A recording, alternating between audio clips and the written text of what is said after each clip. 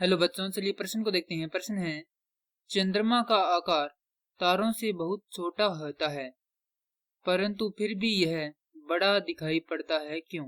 तो प्रश्न को आगे हल करें उससे पहले जो प्रश्न है उसकी मुख्य अवधारणा पर विचार करते हैं।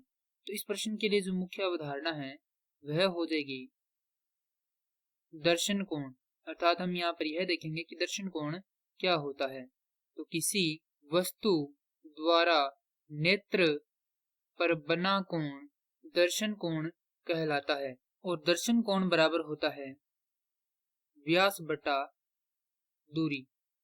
अर्थात वस्तु का व्यास भाग में यदि उस वस्तु की हमारे जो नेत्र है उनसे दूरी का अनुपात निकालें तो वह किसके बराबर होता है? दर्शन कोण के बराबर होता है। माफ कीजिए, यहाँ पर क्या है? दर्शन कोण है। अब है कि चंद्रमा आकार तारों से बहुत क्या होता है? छोटा होता है। तो यहाँ पर हम एक उदाहरण लेते हैं कि जो सूर्य है वह हमें पृथ्वी से एक डिस्क के समान दिखाई देता है। इसका कारण क्या है?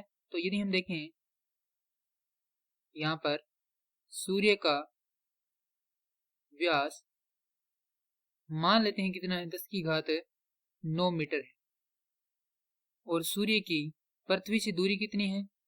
मान लेते हैं 10 की घात कितनी है? 11 मीटर है।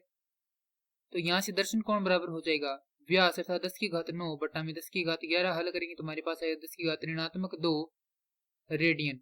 और इतना ही कोण क्या बनाती है? 1 सेंटीमीटर व्यास की डिस्क बनाती है। इसी कारण हमें जो सूर्य है वह 1 सेंटीमीटर की व्यास की डिस्क के समान दिखाई पड़ता है।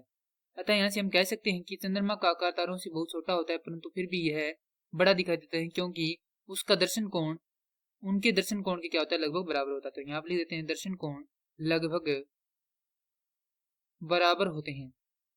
यही हमारे प्रश्न का उत्तर है। मैं आशा करता हूँ कि यह प्रश्न आपको समझ में आया होगा। धन्यवाद।